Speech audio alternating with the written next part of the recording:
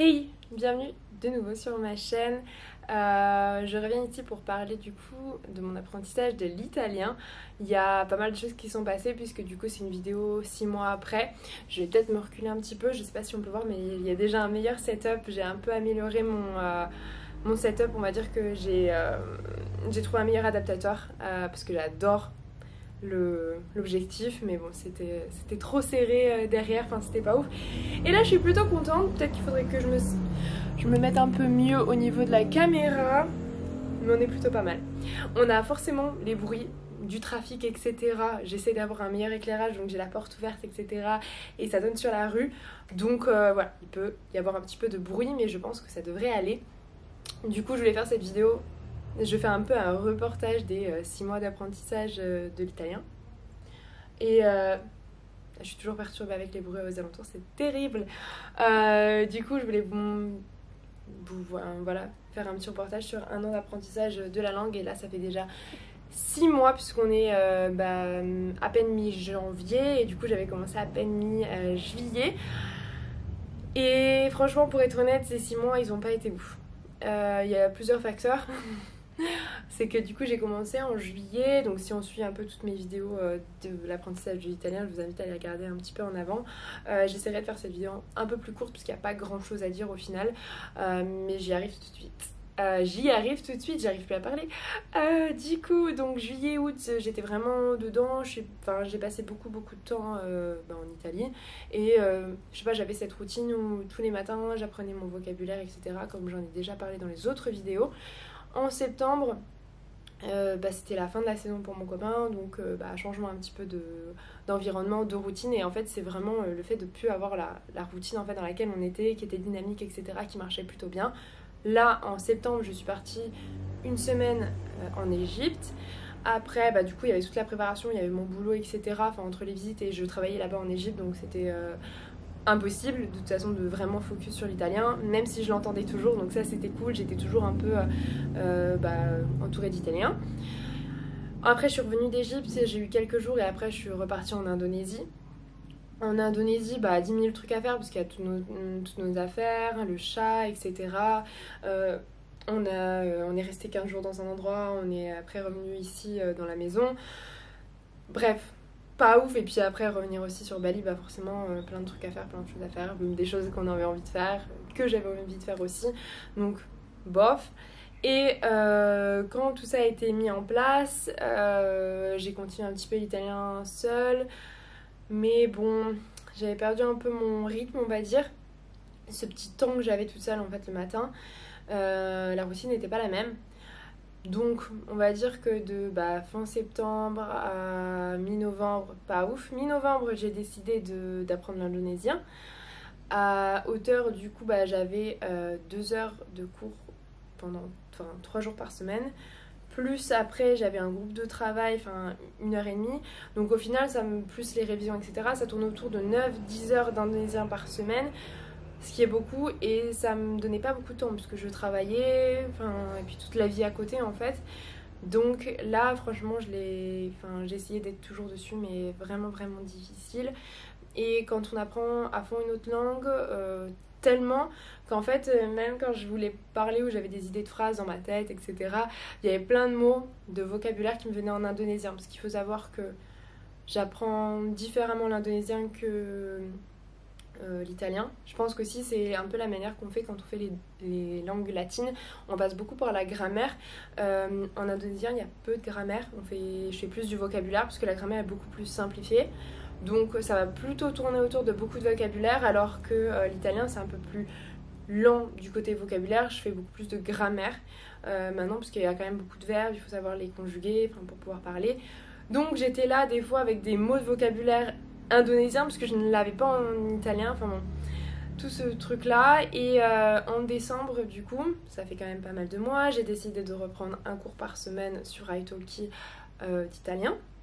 D'ailleurs je vous mets un lien de parrainage, je crois que ça vous donne 5 ou 10 dollars sur italki si vous suivez le lien en description. J'ai décidé de reprendre les cours, donc là en fait j'ai eu peut-être 4 cours d'italien jusqu'à maintenant. Soit ma prof aussi était pas dispo, soit elle annulait. Enfin, du coup, c'était toujours un peu comme ça. Et moi, mon emploi du temps est un peu compliqué puisque je suis en décalage horaire. Les profs italiens sont avec le créneau, l'emploi du temps d'Europe. Tout ça, c'était un peu complexe. Du coup, si par exemple ma prof peut pas, c'est un peu compliqué de reprogrammer puisque je peux pas l'après-midi d'Europe. Enfin bref, tout ça, tout ça. Donc, j'ai vraiment l'impression que à ce niveau-là, clairement, j'aurais dû, mais est-ce que j'aurais pu, je sais pas, rester avec au moins un cours par semaine. Je trouve que c'est hyper bénéfique et ça nous force en fait à créer cette routine parce qu'au final, j'avais pas forcément tant de temps que ça pour l'indonésien, mais comme j'étais obligée, bon, même si je referais pas 9 heures par semaine parce que c'était trop intense, j'en pouvais plus, 2 heures, 3 fois, c'est un peu trop. Avec le travail et tout, enfin ça dépend, si on est que focus sur ça, ça va, mais avec tous les trucs que j'avais aux alentours, c'était vraiment fatigant mentalement, on va dire. Donc voilà, je continue l'indonésien et je continue l'italien, mais c'est vrai que là je trouve que mon niveau, bof, je l'ai pas autant amélioré que ça. Je pense que là, quand je vais vous faire le moment où je parle italien, on va pas trop voir de différence après un mois. Ce qui est hyper dommage. Par contre, il y a quand même des choses positives, mais voilà. Ce que je veux dire, c'est que là, il me reste 6 mois et vraiment, mon goal, c'est vraiment de cet été de pouvoir parler italien. Donc, il faut vraiment, vraiment que je m'y mette beaucoup plus. Bref, j'ai été coupée et je disais qu'il faut vraiment que je m'y mette beaucoup plus, parce que là, j'ai que 6 mois pour réaliser un peu mon objectif. Et je trouve que c'était un objectif quand même plutôt convenable puisque je me suis quand même donné un an, etc. Vraiment, ce que je vois, c'est qu'il faut vraiment du temps pour apprendre une langue et c'est aussi avec le temps qu'on comprend des choses, qu'on a de la logique, etc. Du coup, qu'est-ce que j'ai fait quand même pendant ces 6 mois? C'est vrai que j'ai continué quand même de regarder des films en italien, des vidéos, enfin des choses comme ça. Et je trouve que ma compréhension est vraiment bien. Il y a pas mal, et j'étais contente parce qu'il y a pas mal de séries quand même en fait sur Netflix où parce qu'en fait je regarde avec la langue et les sous-titres et des fois en fait la langue et les sous-titres, comme je disais aussi dans la vidéo précédente, sont pas matchent pas, du coup c'est un peu chiant. Mais j'ai regardé la série par exemple 1899 il me semble, et là les sous-titres correspondaient. Donc voilà, après des vidéos etc sur YouTube, je comprends vraiment bien, donc ça je suis hyper contente, même quand j'ai ma prof et qu'elle me pose des questions. Je comprends, des fois je demande juste de reposer la question plus lentement, même pour bien comprendre et pour pouvoir réutiliser le verbe par exemple, même si j'ai compris, il me faut qu'elle le répète pour moi, bien analyser les verbes que je dois réutiliser. Mais au niveau de parler, c'est catastrophique, je me sens vraiment pas à l'aise. Ce qui est bien, c'est que ma prof, par exemple, là je suis vraiment sur le passato proximo et l'imperfecto. Et elle m'a vraiment, je savais pas du tout je savais un peu la différence, mais là elle m'a vraiment bien expliqué, donc je suis contente, ça commence à faire son chemin. Donc même quand j'écoute des vidéos, etc., donc là je commence bien à analyser ce côté-là.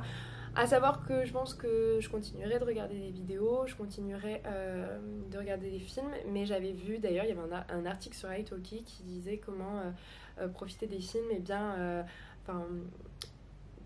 comment les utiliser pour progresser dans une langue, etc.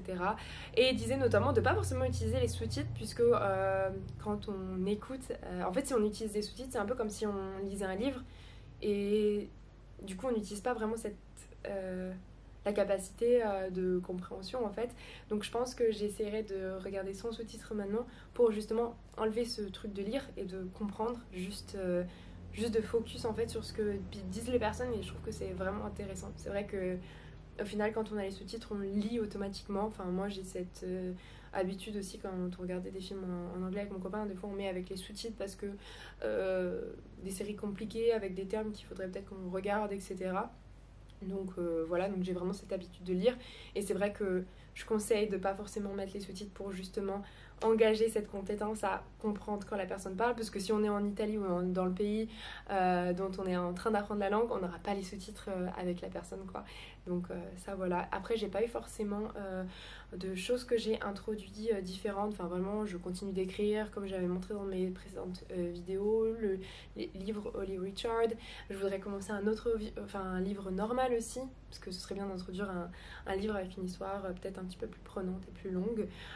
Voilà, j'avais essayé aussi l'application Tandem qui permet d'écrire, d'échanger avec des étrangers. Par exemple, si quelqu'un veut apprendre le français, je vais lui répondre en français, ou enfin peu importe, on va fixer un terme. Et moi je peux parler italien, ou on peut faire des... j'ai vu qu'on pouvait aussi faire des calls, etc. Clairement, j'ai utilisé 2 fois 5 minutes. C'est... Je sais pas, je trouve ça long, ça me fait perdre du temps. J'ai pas... Enfin, je vois pas trop... Non, c'est pas pour moi. Je préfère vraiment avoir ma prof, etc. C'est long d'instaurer quelque chose avec quelqu'un. On a plein de enfin, je sais pas, c'est pas... Je trouve pas que ce soit bénéfique pour moi. Je trouve que c'est long à mettre en place et je sais pas si c'est vraiment bénéfique. Moi, ce qui m'aurait plu en utilisant Tandem, et peut-être que j'aurais dû continuer un petit peu, c'est vraiment d'avoir des vidéo calls, puisque c'est ce qui m'intéresse que d'écrire, etc. Enfin, j'ai déjà tous les messages pour le boulot, enfin plein de choses comme ça, et je me vois pas utiliser mon téléphone juste pour envoyer des textos dans la langue. Bof, enfin, pour moi c'est un non. Donc sinon au niveau de ces découvertes là, j'ai pas vraiment... voilà. Peut-être que dans les prochains 6 mois, j'essaierai à 6000. Je sais que j'ai pas mal de potes qui m'en ont parlé. J'essaierai la version, je pense, digitale, puisque ici je ne peux pas recevoir le livre. Donc voilà. Et c'était tout en fait pour ces 6 mois. Vraiment pas productif, mais c'est pour vous montrer un peu la réalité. Par contre, j'ai continué dans ce qui est compréhension, vidéo, film, etc. Donc ça, toujours d'actualité, je comprends beaucoup mieux. Mais je trouve que mes qualités, là vraiment dans les 6 prochains mois, il faut vraiment que je parle, parce que parler va me faire m'améliorer aussi ma grammaire, etc. Il faut vraiment que je me penche plus. Au niveau du vocabulaire, j'ai toujours continué un petit peu. Le fait aussi d'envoyer des messages à ma prof, qu'elle me dise des petites phrases basiques, etc. Ça m'aide aussi énormément à comprendre, enfin à utiliser des mots des verbes et des mots basiques comme envoyer ou des choses comme ça. Voilà. Je crois que j'ai presque fini du coup ma vidéo. Je voulais juste faire un petit... parler un tout petit peu en italien, et je suis vraiment pas très fière de mon niveau. Donc je vais vous dire juste quelques petites choses et on verra. Du coup, j'espère qu'au moins on voit une petite amélioration. Infine, il mio livello in italiano non è perfetto. Adesso non ho imparando e sì, l'ho sentito perché è un po' difficile parlare. Capisco bene, adesso sì, capisco film e video di YouTube. Sto guardando un po' più canali italiani e questo è bene, ma è un po' difficile trovare canali che mi piace. Sì, è un po' difficile trovare qualcosa di parlare così, ma sì, spero che il mio livello è un po' migliore. Lo so che ho fatto molti errori, ma sì, spero che la ultima video sarà perfetto. Si. C'est tout, j'espère que du coup mon niveau sera un peu mieux. Je sais que je fais plein d'erreurs et que j'ai vraiment du mal. Là par exemple, j'ai pas du tout préparé de texte et je ne savais pas du tout de quoi parler. Donc voilà, soyez indulgents. Mais du coup, la dernière vidéo, j'espère que mon niveau sera vraiment bon, parce que le but c'est vraiment là cet été de pouvoir parler. Donc voilà, je vous laisse avec cette fin de vidéo. Dites-moi ce que vous en pensez en commentaire et on se retrouve pour la dernière vidéo du coup qui sera sûrement cet été. Bye bye.